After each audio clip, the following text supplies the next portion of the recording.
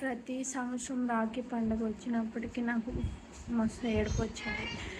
అరే నాకు అన్నయ్య ఉంటే బాగుండు, దేవుడు ఎందుకు ఇట్లా నాకు ఒక్కదానికే పుట్టించినాడు.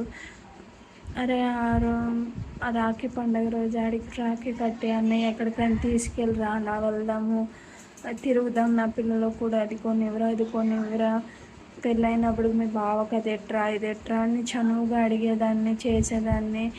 ఒక్కదానిగా పుట్టడం నాకు మస్తు బాధ అనిపిస్తుంది. నా తోటి వాళ్ళు ఎవరు లేరు, నాకు అక్క లేదు, తమ్ముడు లేడు, అన్న లేడు.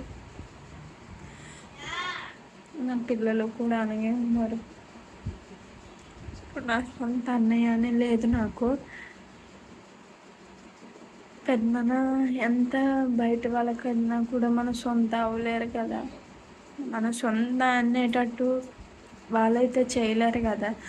మనకు సొంత ఉంటే అరే అన్నయ్య ఎట్లా పిల్లలకి తీసుకెళ్ళరా, నన్ను బయటికి తీసుకెళ్ళరా, అమ్మకి ఇది కొనివ్వరా, నాన్నకి ఇది కొనివ్వరా అని ఆడికి ఉంటుంది. నేను అంటాను, మా ఆయనకి అరే మా బాగున్నాడు అన్న ఫీలింగ్ ఉంటుంది. దేవుడు ఇవ్వలేదు. నెక్స్ట్ జన్మైనా ఉంటే నాకు ఒక అన్న పుట్టాలని దేవుడు కోరుకుంటున్నాను. మాటలు కూడా రావట్లేదు, మస్తు ఏడుపు వస్తుంది.